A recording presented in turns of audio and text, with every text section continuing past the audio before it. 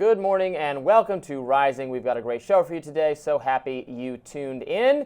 It is the first full day of the Trump administration. I was up pretty late last night doing various media-related things and catching up with the news. I imagine you were as well. I was. It was a long night for me. I'm sure you're celebrating the first full day of the Trump administration now, Robby. I am in a celebratory mood. Yes. Well, I don't know if that will be reflected in your radar or not, but Robby, what's in your radar? Yes, indeed. Well, here's something to discuss regarding Dr. Fauci. Now, just hours before leaving office, or in some cases, mere minutes, President Joe Biden made the shocking and appalling decision, in my view, to issue preemptive pardons to a large number of people, including his family members. We'll discuss that further a little bit later in the show. But I want to take a closer look right now at the preemptive pardon he issued to Dr. Anthony Fauci, the nation's top infectious disease specialist and chief advisor to both Presidents Trump and Biden during the COVID-19 pandemic. Now, the text of the pardon actually contains a very important hint about the real reason that Fauci is being protected. Now, bear with me as I explain, because I think this does reveal quite a bit. Ludicrously, as one of his last acts as president, Biden did pardon Fauci, ostensibly because, as COVID has become an increasingly polarized issue, and Fauci was the public face of lockdowns, mask mandates, and vaccine requirements, Republicans are targeting him. That was Biden's purported rationale for all of these pardons. What if Trump weaponizes the justice system and engages in a witch hunt against political enemies? Now, let's set aside for a moment that is exactly what Trump supporters think that Biden's Justice Department did to Trump. The real question has to be, is there a legitimate reason to think ex-public servant did something wrong, potentially criminal, or worthy of investigating? That should be the standard. In Fauci's case, the answer to that, again, in my view, unequivocally yes. Not because Fauci recommended COVID restrictions that I oppose, not because Fauci, as he admits, made up the social distancing rules, not because Fauci advocated vaccines, any of that. It's not a crime for him to propose COVID mitigation procedures that I think went too far or were wrong-headed. The crime, potentially, is advocating that public tax dollars be spent on reckless scientific experimentation on viruses in unsafe Chinese labs and then misleading or even lying to Congress about whether he did so. That is the serious critique of Fauci, who is the foremost public advocate of gain-of-function research, the manipulation of dangerous viruses to make them more deadly and more contagious, theoretically, in order to better understand them. We do not know that such research is what caused the COVID-19 pandemic, but we do know that scientists sought grant funding to engage in exactly the kind of research that could have produced COVID-19, and they plan to do that research in Wuhan, China. Seems well worth investigating to me. Now, keep in mind that concerns about this research were never partisan to begin with. In fact, to his credit, President Barack Obama became very worried about it back in 2014. That year, Obama issued a pause on public funding of gain-of-function research, and even asked scientific teams already engaged in such research to, hey, could you cut it out on a voluntary basis? That's how concerned Obama was. Now, this news at the time received a neutral or even a favorable write-up in the New York Times, which quotes multiple infectious disease experts, not crazy right-wing people, but mainstream voices, as supporting the pause on gain-of-function research. Okay, here is where things get interesting. 2 years ago, part of a lawsuit against the Biden administration for censoring COVID-related speech, Fauci sat for a lengthy deposition and answered questions about many topics, including for gain-of-function research. You might remember I did a radar on this 2 years ago. Here was the key part. Fauci was asked whether he recalled if there was a legal exception regarding the pause on gain-of-function research from 2014. Here's what he said in response, and I'm quoting directly from his deposition. He affirmed there was such an exception. Quote, yeah, the deliberations at the time, based on the need to continue certain critical research, that an exception clause was put in saying that under special circumstances, and I'll read it so that you get an understanding, an exception from the pause may be obtained if the head of a U.S. government funding agency determines that the research is urgently needed to protect the public health or national security, end quote. Fauci was then asked whether he ever invoked that exception, since he was the head of just such a funding agency. Fauci replied, quote, as I recall, exceptions were given to a couple of experiments, end quote. Fauci went on to say he did not remember specifically signing off on the exceptions, and that it may have been done by his deputies rather than by him. The papers might have crossed his desk. He can't quite remember. Fauci's also sparred very publicly with Senator Rand Paul of Kentucky, who has accused the doctor of making misleading testimony before Congress about whether research he funded met the definition of gain-of-function research, which is, of course, a potentially criminal issue. Okay, keep all that in mind. The text of Biden's pardon for Fauci from yesterday states that he is being pardoned for any and all offenses he may have committed or taken part in as director of the National Institutes for Allergies and Infectious Diseases, as a member of the White House Task Force on COVID, or as chief medical advisor to the president. The pardon also contains a note on the time period it covers. This is the key fact. Note that the pardon is not confined to the time period of the pandemic when Fauci was the COVID advisor, say January 1st, 2020. It's also not backdated to encompass Fauci's entire time as the head of that institution, which stretches back to 1984. So let's be clear on this. It's neither super narrow, i.e. just covering COVID, nor is it super broad, i.e. the whole time that he's the country's top medical guy. The pardon is backdated to encompass a time period that begins January 1st, 2014. Why is that? Well, we may never know for sure, but it certainly seems suspicious to me that 2014 is the year Obama issued that pause on gain-of-function research. I wonder if that was the year that any potential wrongdoing on the part of Fauci does, in fact, originate. And I was not the only person to notice this, Niall. It was the subject of some discussion on social media.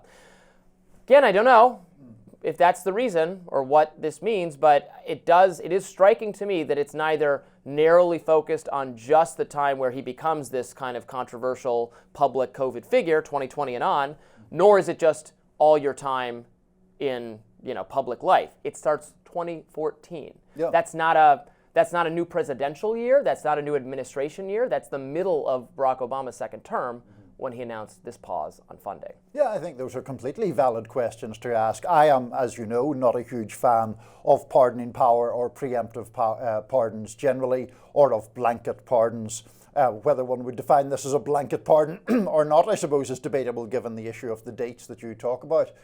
To state the very obvious, I'm not a virologist, but I did think that the gain of function debate was one of the more valid debates around the pandemic and around the handling of it.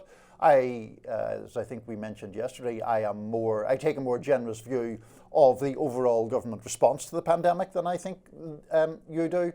But the gain of function issue is a legitimate one, and I remember those congressional back and forths between Senator Paul and Fauci, and I think they were somewhat difficult to follow if you weren't pretty knowledgeable in the area, but I do think that it is obviously an important question as to whether the government funded research that could ultimately have produced inadvertently the COVID, the virus. And I went back and listened to the radar I did on this deposition and read the transcript of what Fauci said during it, and I just do find it tremendously frustrating. Barack Obama, political figure, not someone I agree with on a lot of stuff, but the democratically elected leader of the country says, you know what, I'm a little worried about this. I think we should stop doing it. Some in the expert scientific community were agreeing with him. Again, when the New York Times covers this, it's not contentious. The New York Times interviewed scientist after scientist who was like, yeah, we should pause this. So there was an expert consensus around it. That was what the democratically elected leader of the country wanted to do. But then you get this very vague national security exception for people like Dr. Fauci, or he says his deputies. They would decide, and then maybe the paper crosses his desk, he signs it, he can't quite remember, and then they do it anyway for, again, there's this national security-sized hole. And it's not just in this context, in so many contexts where it could be law enforcement, it could be national security, it can be medical people, are still doing whatever they want to do contrary to the clear will of the people who are elected. And I think that's a big problem we talk about in the context of actual national security, of literal foreign policy, rather. Sure. And here it was raising its ugly head in this context too. Yeah, I mean, to the extent that that happens, and you're much better versed in it than I am, to the extent that that happens, obviously it's problematic. Obviously it's a legitimate grounds for inquiry. I think Fauci did receive a lot of unwarranted hostility, and there were threats to him and his family and security. Well, he shouldn't be threatened. His family shouldn't be threatened, regardless of if he's regardless of what. But I'm also, as I say, not a huge fan of blanket pardons. All right, well, we're starting off the day on a note of collegiality and agreement. That is not going to last long, I guarantee you that. Lots more to get into today, and it is going to be fiery. You won't want to miss it. Stay tuned. With the stroke of a pen, President Donald Trump whitewashed history on his first day in office. In his zeal to bend the nation to his worldview, he issued pardons and commutations to all those who committed violent and non-violent crimes on January the 6th, 2021. This included those convicted of assaulting police officers and those convicted of seditious conspiracy. The grant of clemency extends to roughly 1,600 people. President Trump also directed the Justice Department to, quote, dismiss all pending indictments that remained against people. This move unwound the largest single criminal inquiry in the history of the Justice Department.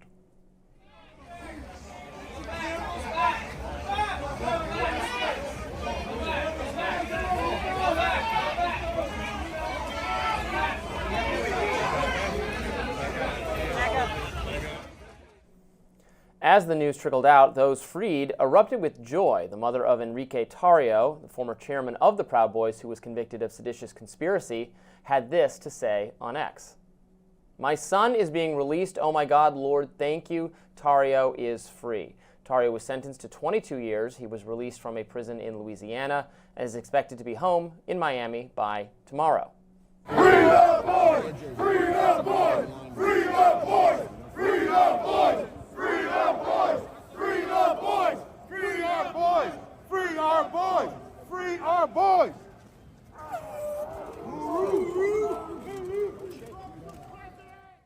In a show of support for President Trump, Proud Boys boldly took to the streets of the nation's capital on Monday. Journalist Tess Owen, who has covered the Proud Boys and other right-wing organisations since the Unite the Right rally in 2017, had this to say, quote, cannot stress how significant this is. DC has been seen as a no-go zone by the far right since J6, particularly the Proud Boys. Meanwhile, Philip Anderson, who describes himself as a January the 6th survivor and routinely refers to the people imprisoned as hostages, had this to say on X. Big O has been released from prison and David Summerall and I just picked him up after waiting for hours. Big O is the January the 6th hero who put his feet up on Pelosi's desk. It was not always clear that President Trump would grant such sweeping clemency. As recently as this weekend, Vice President-elect had this to say on Fox. Trump, as the Vice President-elect, had this to say on Fox News. I think it's very simple. Look, if you protested peacefully on January the 6th and you've had Merrick Garland's Department of Justice treat you like a gang member, you should be pardoned. If you committed violence on that day, obviously you shouldn't be pardoned. And there's a little bit of a gray area there, but we're very much committed to seeing the equal administration of law. And there are a lot of people, we think, in the wake of January the 6th who were prosecuted unfairly. We need to rectify that. That was remarks from Vice President J.D. Vance, not from Donald Trump, obviously. Well, indeed. So we have very different opinions on this. I think it is a shameful thing to have pardoned these people and commuted the sentences of others. I think they participated in an attempt to overthrow an election. I think that many of them were convicted of violent offences. I find it bizarre that the Republican Party, which positions itself as the party of law and order, is willing to go along with pardons for people who assaulted police officers, often in extremely appalling ways. And, I think that the current President of the United States is pardoning people who sought to overturn an election and used force to do so, and he's pardoning them because they support him. I do disagree. Now, I would not have done it this way for certain. I would have done it case by case along the lines of what J.D. Vance said, looking at are there cases where the sentences are egregious. I would point out that 2/3 of the people arrested were charged with nonviolent misdemeanors, such as entering or remaining in restricted building or grounds, parading, demonstrating, picketing in a Capitol building, those kinds of things. Now, that is also fine to charge, and I don't, I would not have pardoned all of them, because I think you should have been charged for doing that. But the question becomes, well, how long is the sentence? And in particularly in Enrique Tarrio's case, he got a sentence of 20 years, 22 years, something like that, 20 years, because they charged him with seditious conspiracy and participation in a terrorist event. The prosecutors at the trial said, the prosecutor said, it was no different than if they had blown up a building. And the defense said, well, that's ludicrous. And the judge said, that is kind of ludicrous. The prosecutors have sought twice as many years, 40 years. And the judge said, well, it's not terrorism. Maybe it's half terrorism. Okay, how about 20 years? That just did not strike me as overly scientific. Again, Tarrio was not there on January 6th. He didn't enter any restricted building. So if that's the kind of attitude they were going to take, that these people are terrorists or were involved in planning a terrorist event on the scale of 9/11, then yes, I do think they should be. I mean, I think that jail time, some amount of jail time might have been appropriate, but I don't think 20 years was appropriate. So I am fine to have them released on the basis of the government overcharging them and considering them terrorists. First of all, in relation to Enrique Tarrio, the reason he wasn't present, which I assume you know, is that he had been arrested on January the 4th for possession of a large magazine of ammunition, and at the time was under scrutiny by law enforcement because of his involvement with the Proud Boys and the fact that those people were subsequently proven to have been planning various acts pertaining to January the 6th. He had also multiple times served as a law enforcement asset. He was informing on law enforcement about the activities of the Proud Boys. He had gone back and forth between the... Look, he's a reprehensible and crazy individual. I'm not making excuses for him. He was in touch with people who were calling for revolution, who were talking about seizing crucial buildings, and who were worried at one point that the cops might have spotted their, quote, boots on the ground plan before the attack took place.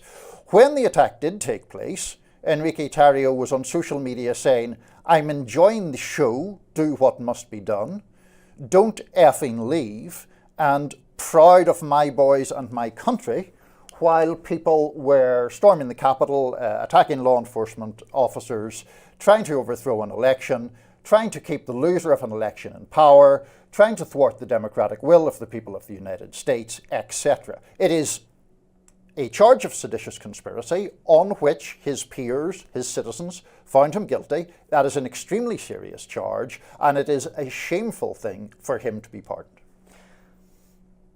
Yeah, well, we just we see it very differently. I mean, what am I supposed to say? I think the group of... Well, you could say maybe it's a bad idea to pardon Enrique Tarrio, for example. I don't. I think if they had charged him with something less, then I would say fine. Or I would have rather commuted his sentence rather than pardoned him. Commutation is to say that the sentence is wrong, but there was still a crime there. I would have commuted these people rather than pardoned them. But no, I don't think... Again, when you're describing his criminal plot, his mastermind terrorist, this was a plot to kick over people's desks in the Capitol building. Robby, it was not a plot. Why were they kicking people's desks over? It wasn't misbehaving in school. It was an attempt to thwart the certification of an election and thus keep the loser of that election in power. That's why they were there. There's not a scepter of governance that when you possess it, you stop the next person taking over. The building is a psychological representation. It's not literally who controls the Capitol. I mean, they're not a militia army. They're not a organized fighting force. They're not led by like some counter faction within the military. They had no means. What they have is boastful, deranged, conspiratorial, internet posting type stuff, which is not see criminal. What happened on January the 6th? I You were was there, right? Yeah, I saw. And posting, come on. It's invading the Capitol with violence in many cases to overturn an election. With violence in about a third of the cases. Most who are now either pardoned or commuted. All of them. I would not have pardoned them, although even though, like, okay, including 170 who pleaded guilty to assaulting law enforcement. The shaman guy, the guy with the horns. Yes. He engaged in no violence.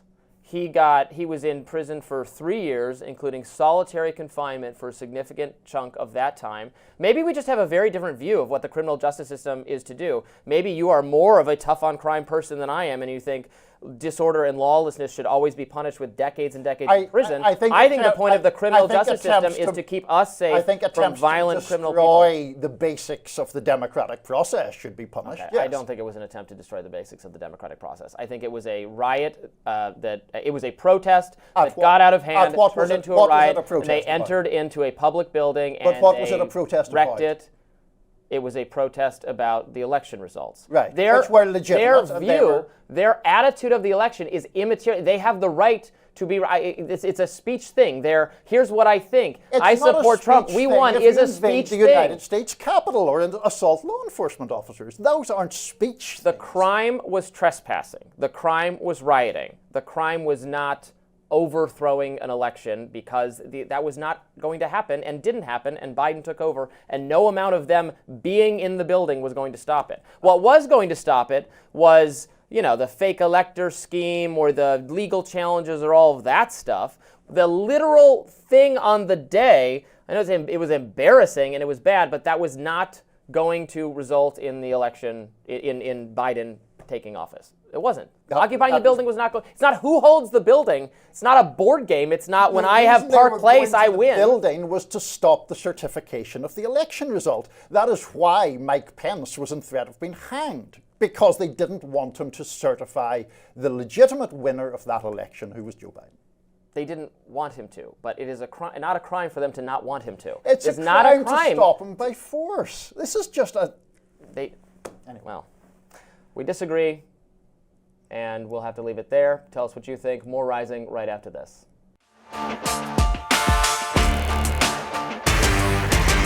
President Joe Biden managed to sneak in a stunning move in his final minutes as the 46th President of the United States. Biden preemptively pardoned a handful of members of his family, including his brother James and James's wife Sarah Biden, first sister Valerie Biden and her husband John Owens, and the now former president's other brother Francis. In a statement, Biden wrote, quote, "My family has been subjected to unrelenting attacks and threats, motivated solely by a desire to hurt me, the worst kind of partisan politics. Unfortunately, I have no reason to believe these attacks will end, even when individuals have done nothing wrong and will ultimately be exonerated. The mere fact of being investigated or prosecuted can irreparably damage their reputations and finances." Back in 2020, Biden sang a different tune when it came to preemptive pardons. Here he is during a CNN town hall. Trump is reportedly considering a wave of preemptive pardons for his adult children and for Rudy Giuliani. He's also floated the idea in private conversations, according to our reporting, of possibly pardoning himself, which he insists he has the power to do, though that has never been litigated. Does this concern you? All these preemptive pardons? Well, it concerns me in terms of what kind of precedent it sets and how the rest of the world looks at us as a nation of laws and justice. Now, in terms of the pardons, you're not going to see in our administration that kind of approach to pardons. Nor are you going to see in our administration the approach to making policy by tweets. It's just going to be a totally different way in which we approach the justice system. Maybe Biden doesn't remember saying that. Here's Senator Adam Schiff in 2020 criticizing Trump for his pardons. Have you ever heard of somebody getting a preemptive pardon who was innocent of all crime? Who's just an innocent person? Have you ever heard of that? Just somebody getting a blanket pardon and they're an innocent person? But no. But also, it's the president's own family. It's people that have been covering up for the president in addition to his own family. And that was criticism of Trump for just the idea that there would be a preemptive pardoning of family members, which obviously did not take place and then did take place for Joe Biden. Now, it's noteworthy that back in 2023, congressional Republicans had subpoenaed James and Hunter Biden. They wanted to investigate their business dealings, both foreign and domestic, whether they did involve Joe Biden in those dealings. Sarah Biden was involved in some of James Biden's dealings, while Frank Biden allegedly leveraged Joe Biden's name for other business gigs. Political commentator Meghan McCain took to X, writing, "How many crimes has the Biden family committed that he feels pardoning all of them is necessary?" Piers Morgan jumped in, writing, "Comical to see Democrats screaming indignantly about President Trump's abuse of the pardon system, given their own guy Biden's shocking abuse of the pardon system for his own family." So this happened in the final minutes yesterday, Niall. We didn't even have time, I don't think, to react to it on yesterday's show. I was too occupied with my fury over the Fauci pardon. And then this happened, I think, just as we were getting up to exit our studio. A really just shocking blanket pardoning of a certain number of family members who have not, there's been some interest in looking at them by certain Republican figures, mostly in connection to Joe Biden himself and Hunter Biden. I don't know that there was going to be any serious effort made to, look at them for real criminal activity, but it's off the table now anyway. What do you make of this decision? I wouldn't defend it at all. I don't actually like, we could have a broader conversation about the pardoning power and whether it is worthwhile that exists in the first place. But I think the double standards that were shown there in some of the clips we played, the Adam Schiff, Joy Reid one in particular, showed, you can't defend just having one rule for me and another for thee. And so the argument there where there is a pardon made of Joe Biden's family members, I didn't like the Hunter Biden pardon, and I said that at the time. I don't like these preemptive pardons of other family members. It was interesting to me that there were 5 family members named, because as you said, James Biden among those 5 was the one of the quintet among or around whom there were the most questions hanging. But, I wouldn't have supported Trump pardoning his family members had he done so. I don't support Biden pardoning his family members either. And it's not just Joy Reid. I saw clips yesterday of just the number of mainstream media liberal commentators who put this exact question to Democratic figures in Biden's circle or on Biden's team about, what if Trump starts pardoning family members preemptively, and they were all outraged by the suggestion. And now, I watched some CNN and Fox. I watched CNN, Fox, MSNBC yesterday. It was very celebratory on Fox. Absolutely. On CNN and MSNBC, it was, dark days. It was so apocalyptic. Actually, it was far more apocalyptic than the Democratic Party is behaving or the activists in the street are behaving. MSNBC, if there's supposed to be a "don't have your hair on fire all the time" memo, they did not receive that memo yesterday, let me tell you. Very little discussion. I don't want to say there was no discussion. Maybe they did talk about this and I just didn't see it, but they didn't happen to discuss it while I was watching. If this is how the pardon power is going to be used in the future, I said when you and I discussed pardons a couple weeks ago, I said, as much as it is kind of crazy that the president has this broad power, I actually would not tweak or change it away, because there are some people languishing in jail for whatever political reason. I don't think they should be there, and if you subject it to more committees or more lawmakers getting to weigh in, you're never going to get people like Julian Assange or Edward Snowden or Ross Ulbricht would never get there.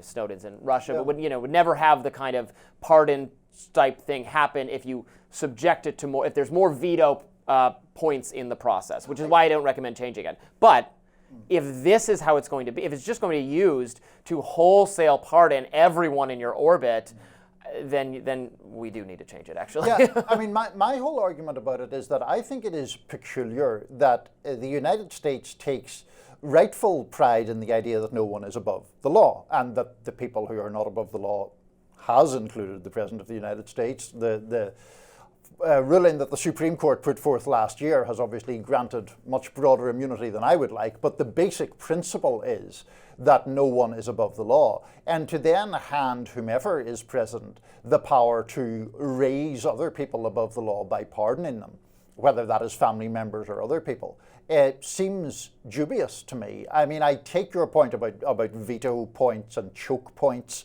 but it just seems that you are giving the president the right to excuse some people from the consequences of their actions. I like it in cases like, and I don't, so Leonard Peltier was pardoned by Biden. Now, I have not looked closely at the details of that case. I have not formed an opinion about his guilt. I know a lot of people on the left think he was not guilty or he was set up or something like that. I am not stating an opinion on that.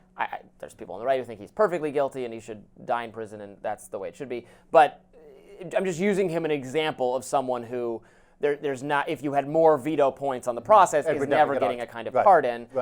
Someone in my ideological bent, libertarians are very passionate about the pardon for Ross Ulbricht, who was a libertarian adjacent figure who came up with this internet dark web marketplace called Silk Road, where some illicit activity was engaged in, and he was charged as if he was involved in it, and he got I think he got life or something. He's now going to spend the rest of his life in prison unless he gets a pardon. His family has been campaigning for one for a long time. Actually, one of the reasons the Libertarian Party lended so much explicit support to Donald Trump was they apparently got a promise from him that he would pardon Ross Ulbricht very near the beginning of his presidency. It's day one now. Let's get to it. I'm checking my watch for when this pardon's going to come. And again, that's another thing where that would never work if you had more people who could veto it. But as we've said, this is starting to get this is going to get excessive. And now Trump. This is the other reason that's not good about it that many liberals are discussing. Well, Joe Biden has kicked open the door to doing this so vehemently and decisively. What's to stop Trump from just pardoning every single person who has worked in his administration and every person with the last name Trump and all of their people when he's done being president? Well, that's the thing. I mean, if you're going to assume a moral position or a position of moral superiority, you need to be judged by that standard yourself. Coming up on Rising, we will discuss Elon Musk setting the internet ablaze over something that occurred during his speech. That's going to be a debate, too. Stick around. Social media users are closely scrutinizing a gesture made by Elon Musk during a speech yesterday, many in the media insisting that it was actually a Nazi salute, but Musk defenders assert this is absolutely a false suggestion. We're going to let you decide. Watch for yourself. And I just want to say thank you for making it happen. Thank you.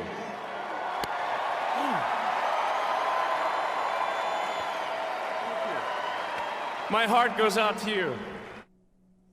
Of course, X erupted with reactions to that, as you can well imagine. The ADL wrote, "This is a delicate moment." That's the Anti-Defamation League. It's a group that monitors anti-Semitic hate. "This is a new day, and yet so many are on edge. Our politics are inflamed, and social media only adds to the anxiety. It seems that Elon Musk made an awkward gesture in a moment of enthusiasm, not a Nazi salute. But again, we appreciate that people are on edge. In this moment, all sides should give one another a bit of grace, perhaps even the benefit of the doubt, and take a breath. This is a new beginning. Let's hope for healing and work toward unity in the months and years ahead."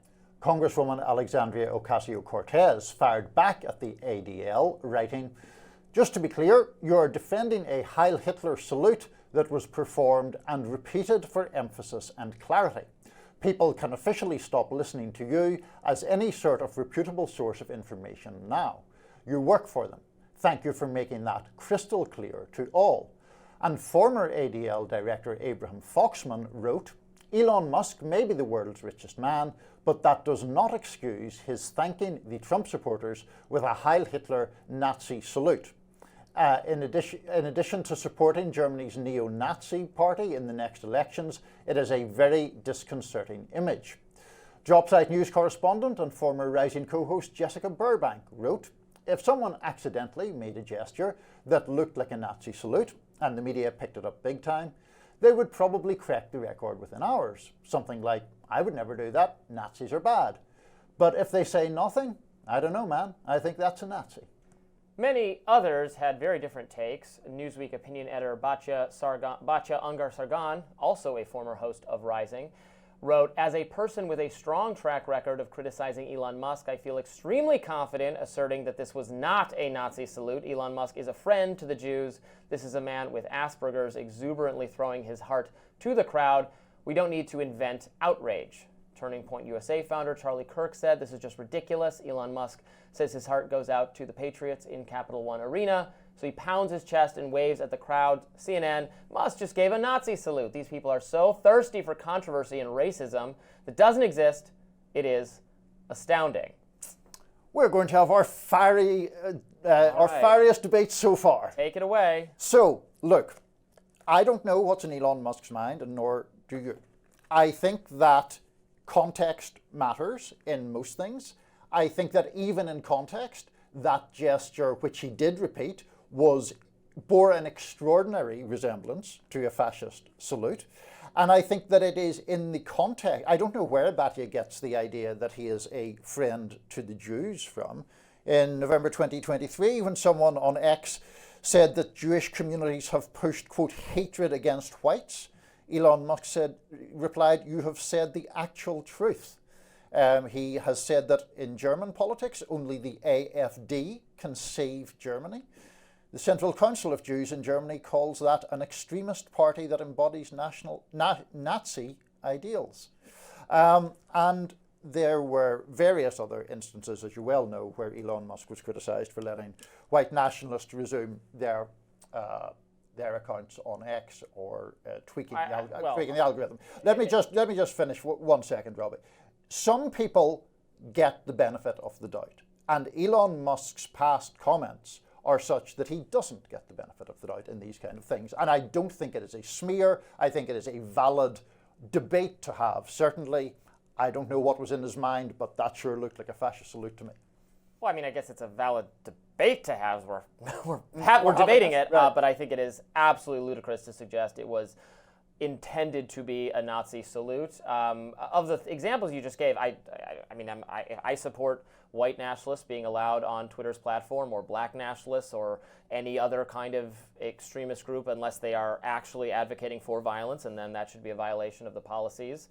I don't think allowing them to speak is throwing in with their lot. The fact that if there was any ambiguity in what he did, I think the fact that he said, "My heart goes out to you" immediately after clarifies that he was, I'm not going to repeat the gesture because I don't want to be accused of the same thing by the same deranged lunatics, but it is clear, and he is someone who suffers from a autistic, adjacent kind of difficulty in communicating in a way that people understand, sort of thing.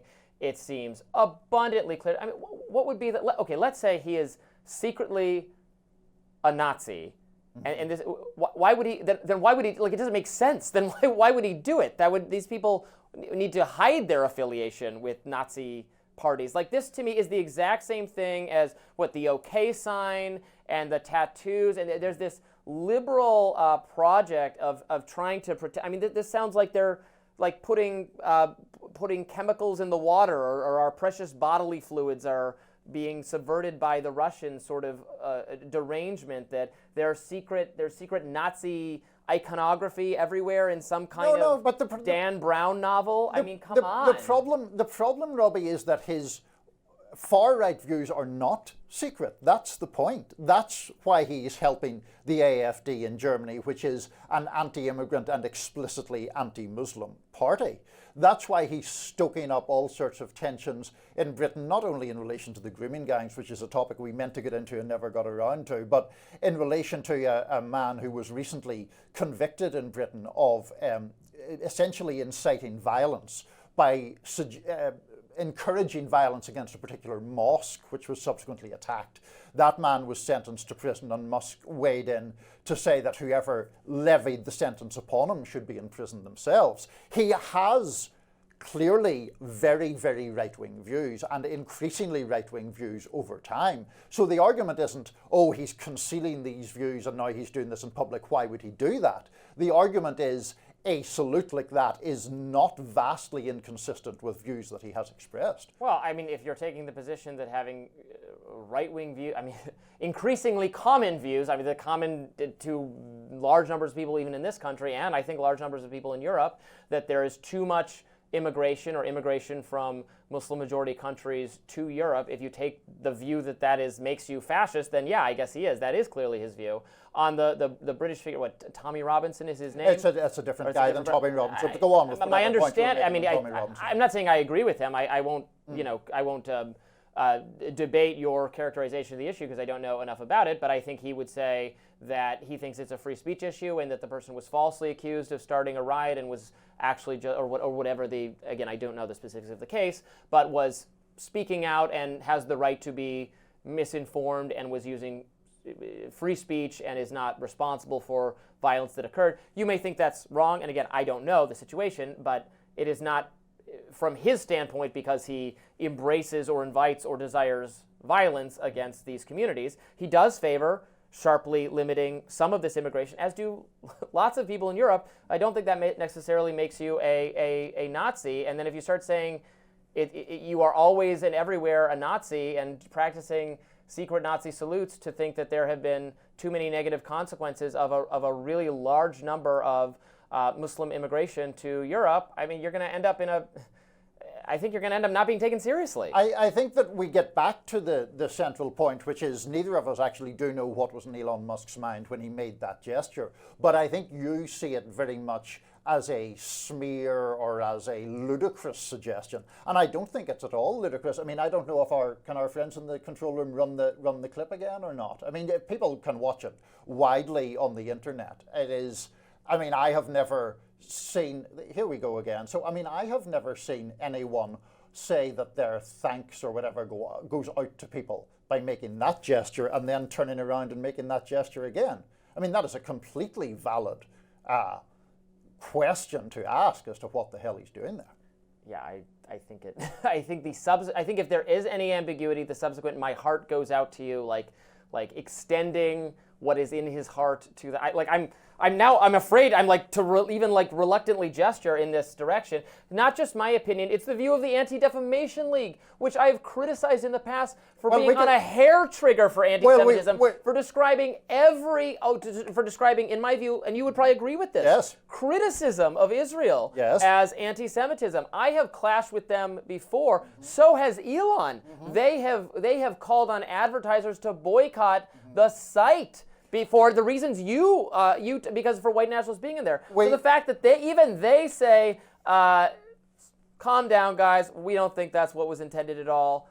I'll take their word for it. The whole debate about the ADL, which is an odd sort of area where we actually agree. The ADL is so criticized by people like AOC and by people like you for different reasons. But the point about the ADL is it has characterized, for example, the wearing of the Palestinian keffiyeh as tantamount to a swastika, which I think is a ludicrous belief. But the argument here, certainly from people who, like I do, who are like me, very skeptical of that Musk salute, is that the ADL has in fact contorted itself to be close to people in power or people who are moneyed or Elon Musk himself. I think people like AOC in this case, and I don't always criticize AOC. I think some knocks on her from the right are dumb. This one I don't think is dumb. I think AOC-type left progressives hate Elon Musk, hate that they disagree with his policies. They hate the amount of influence he has accrued to himself in legitimate ways and are looking for any reason to go after him, and that is why I consider this a smear, but people can decide for themselves how they feel about it. It was a subject of considerable conversation on social media, and a number of media outlets, again, in my view, jumped the gun and said, or not even saying that there's a debate around whether this is a Nazi salute, but that it is a Nazi salute, and I think they might get themselves in some trouble. The debate continues. Next up on Rising, journalist Burgess Everett will join us to discuss Democrats seemingly changing their attitude toward Trump. Are Dems extending an olive branch to President Trump? Maybe. In a recent Semafor article, journalist Burgess Everett points out that Democrats appear to be moving away from Trump bashing, striking a more conciliatory tone instead. Senate Democrats joined Republicans in voting through the Laken-Riley Act, a tough-on immigration bill that the GOP crafted. And in another move earlier this month, 45 House Democrats joined their GOP colleagues in sanctioning the International Criminal Court for issuing arrest warrants to Israel's Benjamin Netanyahu. As Everett puts it, Trump, quote, squandered several opportunities during his first term to address immigration, background checks for gun buyers, and roads and bridges. Yet it's clear that Democrats are not looking to play the role of early obstructionists in the way they did when Trump first took office. So why are the Democrats playing nice? Here to dive in is Semafor reporter Burgess Everett. Welcome, Burgess. Hey, thank you all for having me.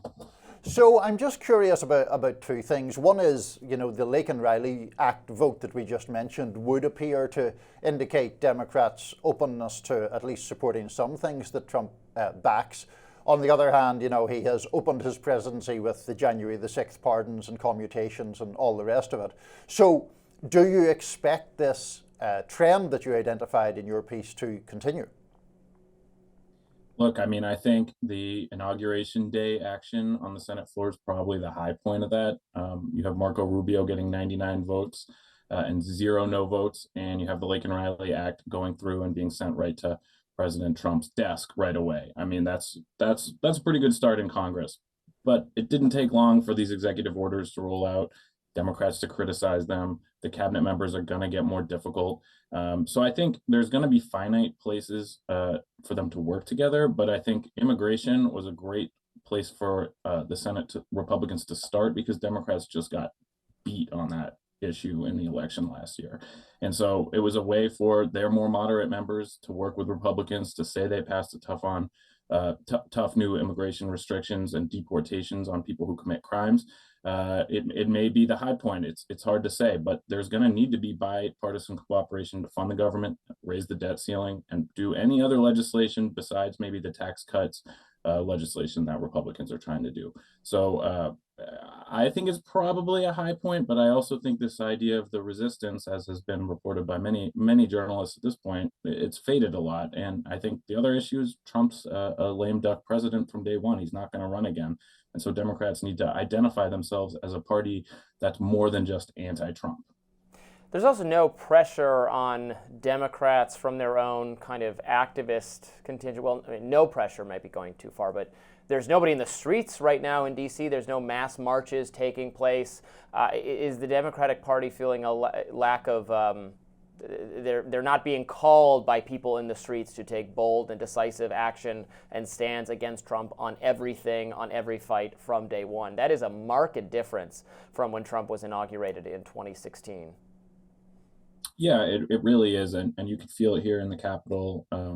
You still had a majority of Democrats vote against the Laken-Riley Act. I think for a decent amount of these nominees, you're going to have a majority of Democrats voting against them.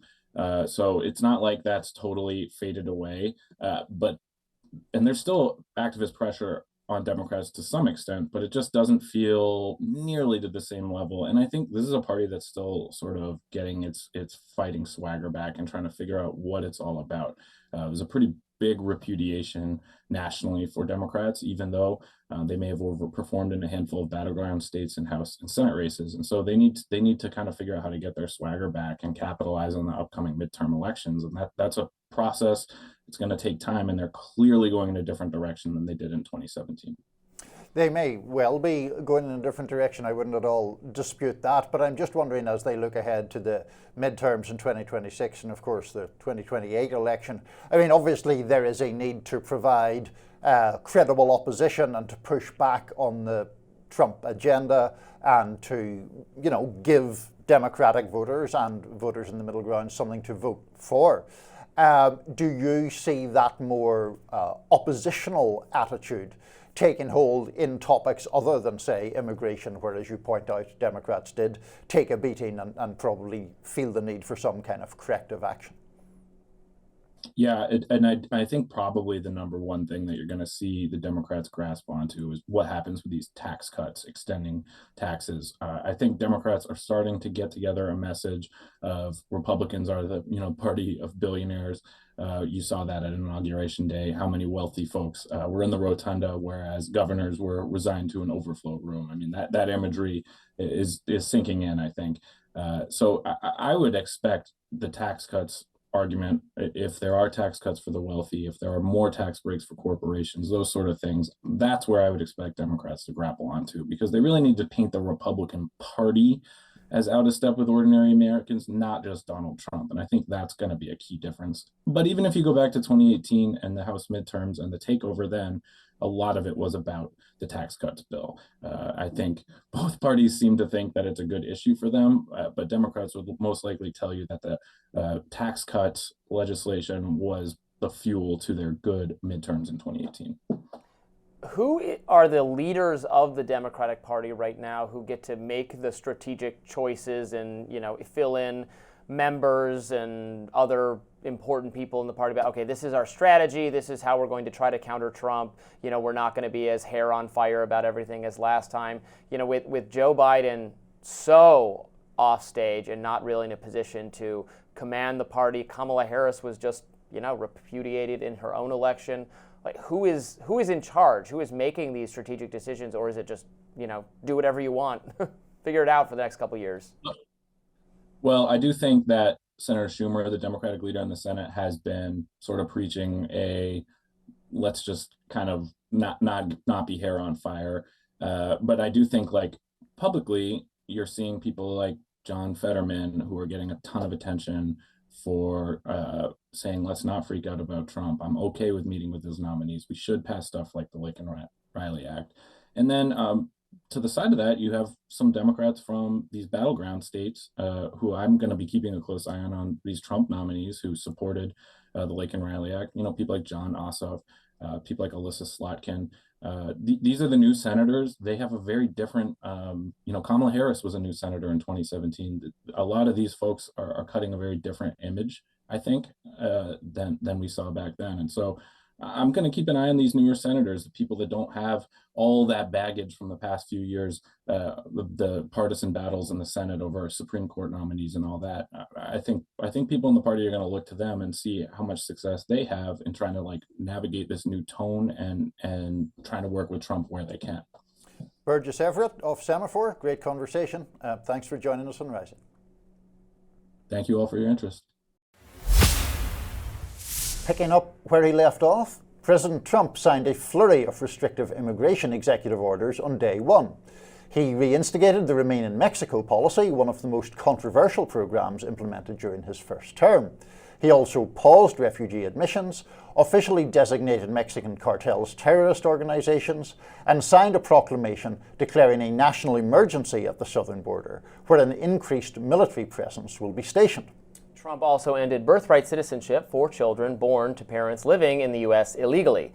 Critics say this is a violation of the 14th Amendment of the Constitution. Joining us now to dive into these executive orders and challenges they might face is David Bier, Director of Immigration Studies at the CATO Institute. Welcome, David. Thanks for having me. So what is your view of this effort to change this aspect of the immigration policy? Well, you listed, a dozen things already, and you haven't even covered half of it. So there's a lot going on. It's happening very rapidly. Obviously, this is a major change in policy. Look, my view is birthright citizenship is a fundamental part of U.S. Law and has been since the founding of the United States. Dred Scott decision was a departure from that. The 14th Amendment was meant to rectify that mistake, but there's never been a time where people who were born in the United States as civilians and not representatives of foreign governments are not considered U.S. citizens. And so that is extraordinarily dangerous. It's an assertion that the President of the United States, by a stroke of a pen, can take away the citizenship rights of Americans. And so I'm very concerned about that. Obviously, it's going to be challenged in the courts. He also declared that there's an invasion at the southwest border of the United States. This is, again, extraordinarily problematic when you consider it in the context of the Constitution. The Constitution says that when the United States is subject to an invasion, the U.S. government can wage war inside the United States in response. Also, state governments can wage war and all of that, what that would entail. all the powers that that opens up over Americans inside the United States, as well as potential military action across our border with Mexico. And the final thing it does under the Constitution is if we're subject to invasion, then the federal government can suspend the writ of habeas corpus, which is our rights as Americans to challenge wrongful detention. We can be seized and detained at any time when habeas corpus is suspended. So that is, just a small sampling of how expansive the powers being asserted here are. And even with respect to, what you mentioned, something that seems kind of common sense, labeling these awful drug cartels as foreign terrorist organizations. Again, because you're talking about them, he is talking about them invading on behalf of foreign governments. That means that we're potentially setting up a situation where the President of the United States has declared that we are at war with any number of different governments. Again, this is troubling territory to enter into. The implications were not thought through before he signed these orders. I suppose, David, the argument from the right, which isn't usually the argument I voice, but the argument from the right would be that there was clearly public disquiet about the levels of unauthorized migration. Immigration was obviously, I think, in almost everyone's estimation, a strong issue for now President Trump in last year's campaign. And so this is, as it were, carrying out the will of the people. But you obviously have very grave concerns, either that people are not aware enough of the constitutional dangers or not aware enough about the way this could abrogate the rights of American citizens. Yeah, right. I mean, look, illegal immigration is a problem. It's actually much less of a problem than when Trump left office last time. So, he left office, over 70,000 people were arrested by Border Patrol. This time he's entering with, 45,000 or so arrests at the southwest border.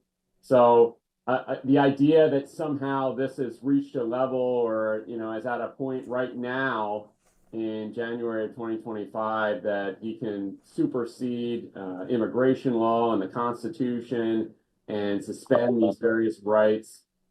It's just totally unsupported. And, again, it's a power grab. He's asserting his authority early on in his term, testing his limits and all of that.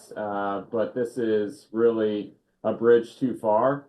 We're not talking about countering illegal immigration even in this at this point. We're talking about stripping the rights away from Americans and giving power to the government to detain people without due process, to detain people without probable cause, and to even deport people from the country without due process, without proving that they're in the country illegally, that they're subject to removal. Again, these are all powers that would really create a great deal of embarrassment among the founders if they knew that a president was doing this.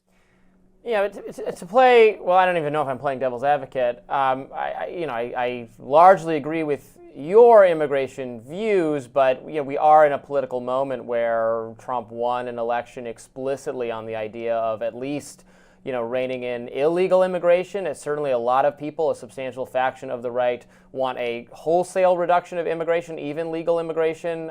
We're seeing that, battle play out between your more Elon Musk faction that does support at least more high-skilled immigration, and then the kind of economic populists who want much stricter limits.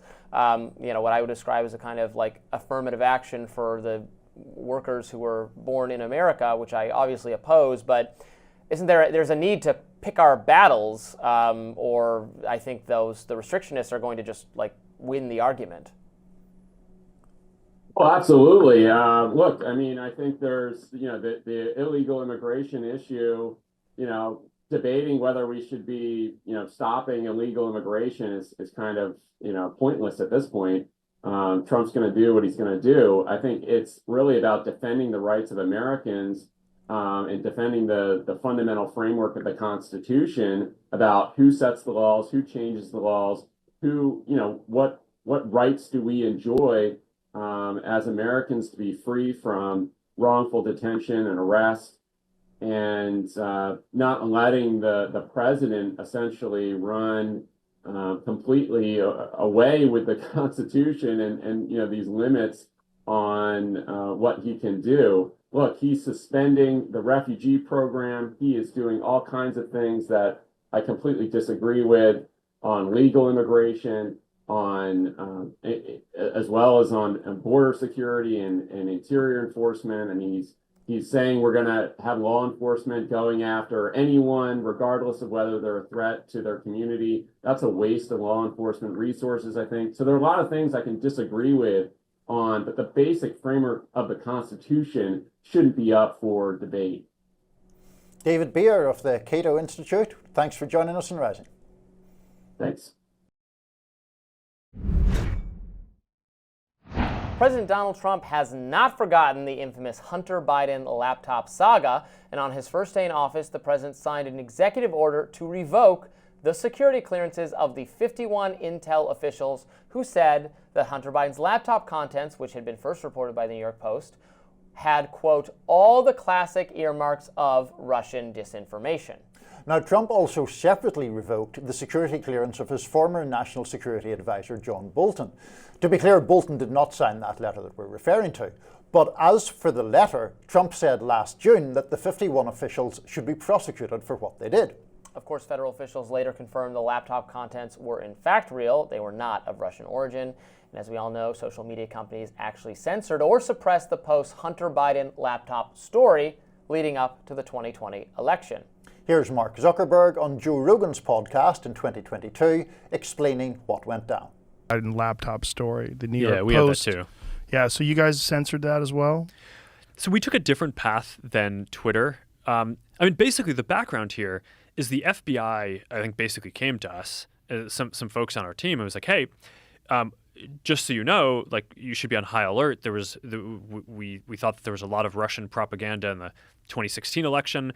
We have it on notice that basically there's about to be some kind of dump of that's similar to that. So just be vigilant. What we do is we have, if something is reported to us as potentially misinformation, important misinformation, we also have this third-party fact-checking program because we don't want to be deciding what's true and false. And for I think it was 5 or 7 days when it was basically being determined whether it was false, the distribution on Facebook was decreased, but people were still allowed to share it. So you could still share it, you could still consume it. So when you say the distribution is decreased, it got shared. How does that work? It basically, the ranking in newsfeed was a little bit less. So fewer people saw it than would have otherwise. I think Mark looks better with long hair. Senator Lindsey Graham wrote on X, very good decision by President Trump to suspend security clearances of the 51 officials who did sign the letter suggesting the laptop was Russian disinformation.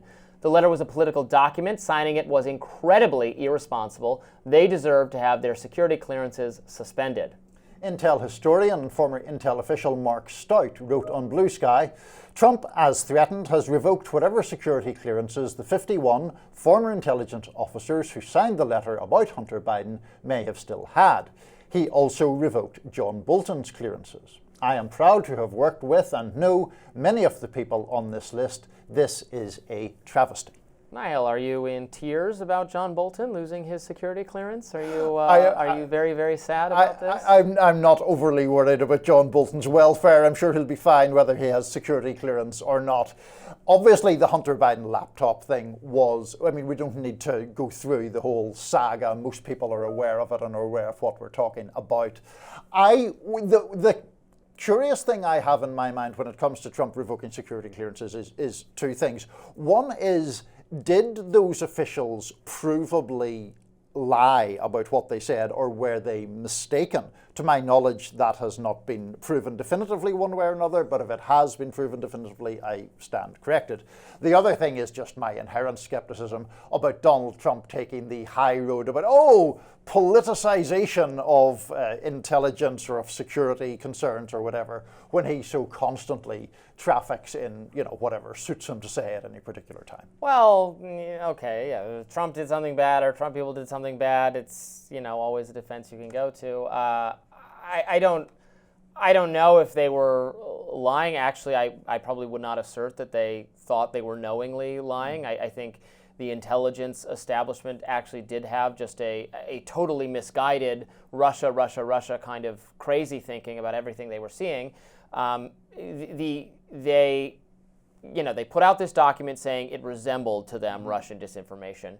The really aggressive bad actor in this whole saga was the reporter for Politico, who reported on that document and characterized it falsely in the headline, saying 51 intelligence officials say laptop is Russian disinfo, condensing that distinction, whereas they were saying, well, it kind of looks like it to us. That's the hallmarks. Whereas the Politico reporter said what they're saying is that it is. Okay. That headline is still like that today. It's incredible to me that they haven't changed it, and they at Politico eventually not only did not fire that, or the headline, maybe they fired I don't know, the headline writer, it's not necessarily the reporter, but the reporter is still reporting for in mainstream circles. So that was the big mistake. And then this did have consequences, because in the debate right after that between Trump and Biden in 2020, when Biden was asked about Hunter's, malfeasance or what had come out, he said, well, he pointed to that letter. He used that letter to say, look, at the experts are saying this is all Russia. Trump was actually flabbergasted when he'd heard that. I'm not sure he knew about the letter yet. His response was kind of funny. He was like, wait, you're saying it's another Russia thing? Oh my God, you people are so obsessed with Russia. So the really consequential, it wasn't just like some op-ed from these people. It had a consequence to it in that it became Joe Biden's defense of, he was allowed to dismiss it because, well, the experts are saying. And that really does speak to this problem of just reflexively trusting in expertise. Yeah, well, and reflexively trusting in the security establishment, Yes. which I also have problems with. I am not quite clear why Democrats and liberals who had traditionally been critical for very valid reasons about the FBI or the CIA or various other wings of the intelligence services have suddenly assumed that everything that they have to say is gospel. Now, that, as I say, I start off with this, with the thing about if they say it has the hallmarks of, that is again different from definitively lying about it. In relation to the Politico reporter, I have an instinctive desire to come to the defense of reporters. I know the story you're referring to. I haven't looked it up again. I am taking your characterization of it as accurate. And if your characterization of it is accurate, then obviously that is poor reporting to generalize to that extent, or to have a headline that is not reflective of the actual understory. Right, is Russian disinfo, dozens of former intel officials say. That does seem to misrepresent what they said, and that is not a good thing. Yeah, look, I don't know if losing, they're not being, I don't think they should be prosecuted. I know that it's not a criminal. Do you think they should lose their security clearance, though? I don't know what the standard for revoking security clearance is.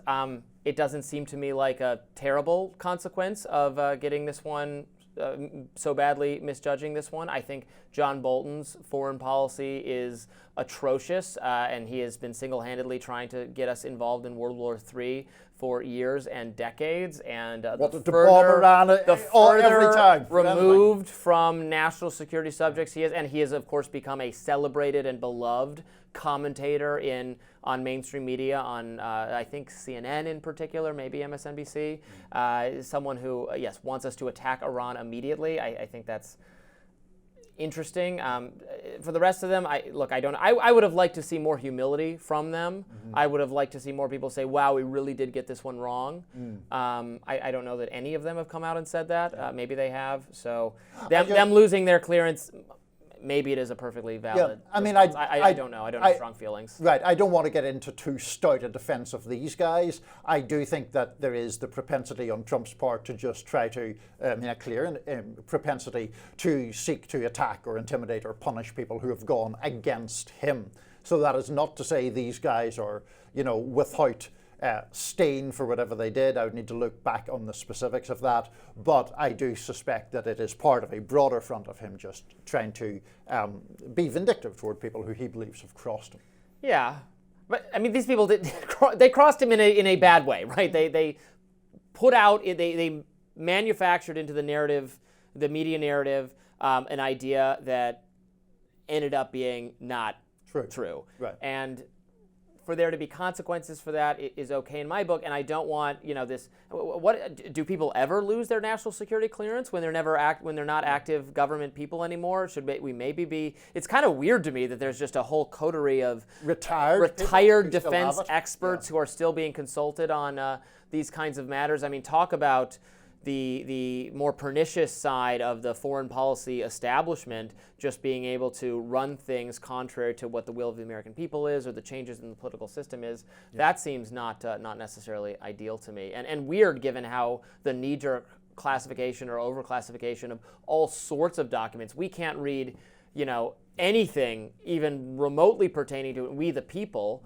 Mm-hmm. I can't even get clarity on some of the COVID origin stuff that was ordered to be declassified on a bipartisan basis and by Biden, and yet some ex-CIA deputy person still gets these kinds of updates where they're just spouting off about how Trump is Russian compromised. I don't know. And just briefly to that point, Robby, the other thing, and this is a genuine question to which I don't know the answer, do those people who are retired from the intelligence services then market themselves as consultants or whatever, and does having security clearance boost your market value in that realm? I don't know, but I'd be curious to find out. I'm going to say it bears all the hallmarks of appearing that way. How about that, Niall? Fair enough. Coming up on Rising, we'll discuss the mainstream media's frustration, fury, anger at the tech bros. Stay tuned. It was a who's who of tech. The billionaires were front and center at Donald Trump's inauguration ceremony on Monday. Tech CEOs like Elon Musk, Xu Chu, Mark Zuckerberg, Jeff Bezos, and Sundar Pichai looked on in the front row, with Trump's cabinet choices sitting further away. And the mainstream media took no time having a meltdown over Silicon Valley titans getting these front row seats. MSNBC hosts Rachel Maddow, Joy Reid, and Alex Wagner discussed the scene. Let's watch.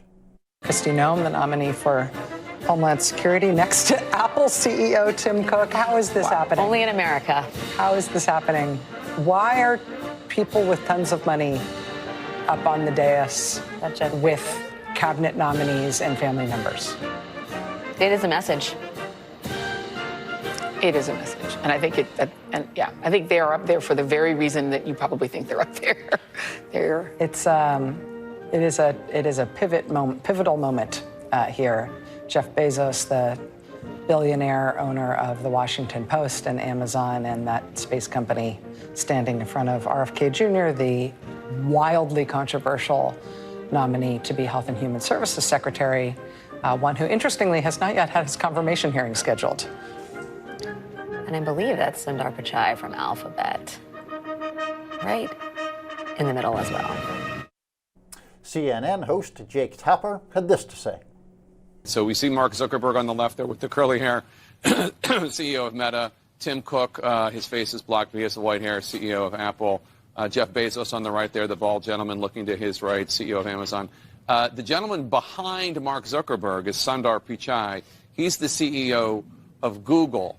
And Anderson, between those four people, plus Elon Musk from Twitter or X, those five people that I just mentioned, the four in the photograph and also Elon Musk, control so much of the information that we receive. So much is in their hands when it comes to ascertaining, monitoring, or refusing to monitor what is real, what is not real. And we're about to enter an era of deep fakes and all sorts of misinformation. And the degree to which those five gentlemen play a role or do not play a role will be pivotal in terms of where the American people are 4 years from now, in terms of understanding what is true and what is false. The Daily Show also jumped in and wrote on X, "Fun fact, the combined net worth of the tech CEOs in attendance is F the homeless $1 billion." Joe Scarborough, in today's Morning Joe, said this about the inauguration. There's your split screen. We've got the grim speaker with the Daily News and the golden age of America with the New York Post. And Willie, I think that about sums it up. What yesterday's festivities were for an electorate that was pretty much evenly divided. You know, there are a lot of people that listened to what he said yesterday, voted for him, and said, "Yay, America, we're coming back." And then there were others who actually looked at data and looked at facts and realized that our economy is stronger relative to the rest of the world than it's ever been. I want to circle back to that Morning Joe clip in a minute, but first, look, here's how I would respond to what Rachel Maddow and Joy Reid and people are saying about, and Jake Tapper, about the concentration of power and tech power and all getting behind Donald Trump. I mean, I would remind people on the left or progressive circles that these were not all, but most of them, people who were completely anti-Trump going back to 2016. So we have to ask ourselves, what did Democrats do to alienate them to this degree? And I have an answer to that. We are hearing conversation about, they control so much speech and information, and that is true. But I would say that government agencies and Democratic political officials asserted the right to have that same level of control over their companies, vis-a-vis all of the guidance about restricting COVID stuff, election stuff, Hunter Biden stuff, all threats to use antitrust to break up their companies, threats to take away Section 230 and increase their massive financial liability for content. Some of these were bipartisan. Some of these Republicans engaged in. I think with Republicans it was more about score settling and punishing enemies, which is not to defend it. I think that was a bad idea. I've inveighed against it a lot. But I think it was more ideological for a lot of the leaders of the Democratic Party that we need to bring these people to heel. We resent that the ability to control what kind of content is on Facebook or is on Google belongs to the people who run Facebook and Google. We want that kind of level of power. And when it became clear to Mark Zuckerberg and Sundar Pichai and the rest of them that, holy crap, if we give into Democratic people, we're going to not be in charge of our own companies anymore. They're going to be in charge of our companies. And so now they're all in bed with Trump. They are. They've moved. There's been a massive shift to the right. That's undeniable. They're up there, yes, for a reason. I agree with that. They are up there because they are lightly or explicitly in the Elon case, but the other cases lightly backing Trump. They want to be on good terms with him because they want to push back against Democratic attempts to take over their companies. I would just say, well, that was inevitable if you overreached to this degree and tried to destroy them. I would push back, I think, on the characterization of wanting to bring people to heel. I think there is a absolutely legitimate public concern and other concern about misinformation and disinformation and the capacity for that to be propagated through social media channels. Now, of course, that requires some balancing of free speech rights with the imperative to prevent outright lies being told about matters of very important public interest. We did talk about the Hunter Biden matter, which I don't think Democrats covered themselves in glory about at all. I thought that was a very bad mishandling of that issue, to say the very least. But I don't really, the issues like COVID or like incitement to hatred and all of that, you and I have very different views on. In relation to the tech CEOs themselves, I think I have a less high-minded interpretation of their actions than you do, in that I just think they have detected what way the political wind was blowing prior to President Trump's victory in the November election, and they have sought to suck up to him in various ways. Zuckerberg and I believe Jeff Bezos journeying down to Mar-a-Lago, Zuckerberg talking in very positive terms about Trump, Bezos also been professing his supposed optimism about a second term. I just think this is an attempt to avoid negative government action. In Musk's case, I think, take advantage of a friendly government to boost his government contracts and so on and so forth. So I think they have basically selfish reasons and, whatever.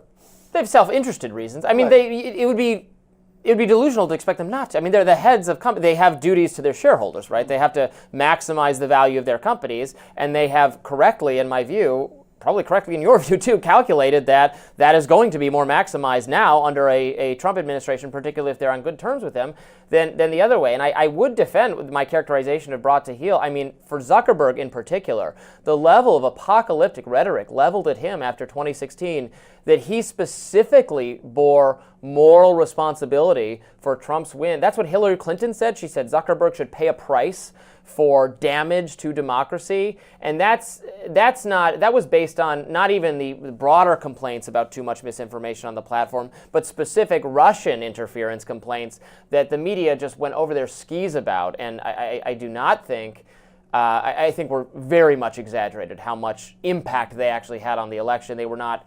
The number of bots on the platform was much lower than suggested.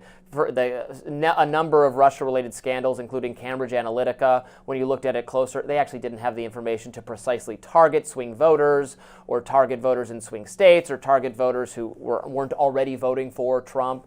It was extremely, the way it was presented, like mind control was happening, like you were pressing a button and you were switching people from one column to another. That I would say was itself, I wouldn't use the word misinformation. I would say it was bad opinion. But there's that. And do you not have concerns, though, about, regardless of what side of the divide they fall on, do you not have concerns, given your libertarian beliefs, on people who have such control over the social media information that we receive being aligned with one politician or another? Well, in an ideal world, they would not, they would be, well, in their personal capacity, they can do whatever they want, but companies would be viewpoint neutral and politically neutral and would not be biased toward one or the other. I mean, now, Elon Musk is clearly very interested in whole hog promoting right-wing and conservative media on his platform. I don't even know that Mark Zuckerberg or Sundar Pichai or Tim Cook are saying any of that. They're just saying, when we get a phone call to take down X, Y, or Z from a leftist nonprofit or the State Department or something, we're going to think twice this time. I think that's good. I understand the fear that progressive people will have of very wealthy private interests overly influencing the government. There, maybe we can find some common ground. But my bigger fear is the government influencing those things is violating the rights in terms of free speech or the right to profit and make money to be successful with these companies. And I'm very much in the tech libertarian category where I want these companies to thrive and be successful and remain American and be part of a really economically successful chapter in the American experience. I really become increasingly horrified by what so many other countries in every direction have done to break the ability of tech to. It's not just about profiting. It's not like, it matters so much to me that Zuckerberg makes another $1 billion, but AI is going to be a very important and very liberatory and transformational technology that can improve people's lives. Most technological improvements in communication spaces improve people's lives. That doesn't mean there aren't trade-offs or there aren't bad things that we got to watch out for. But like Elon Musk, I want to put a mission on Mars. I think that's great. Now I understand your contracts kind of concern, but broadly speaking, I do want to unleash these companies to make a lot of money. Sure, they're going to make a lot of money in the process, but to do a lot of good for the American people. And they'd be very close to Mr. Trump while doing so, apparently. And I forgot what I was going to say about the whatever Morning Joe said at the end, but oh well. Another time. We've said enough. That does it for us today on Rising. Be sure to like, share, and subscribe so you never miss any content. And for those of you who like to listen while on the go, We're now available anywhere you can find podcasts. It's somehow only Tuesday. We'll be back tomorrow. See you then.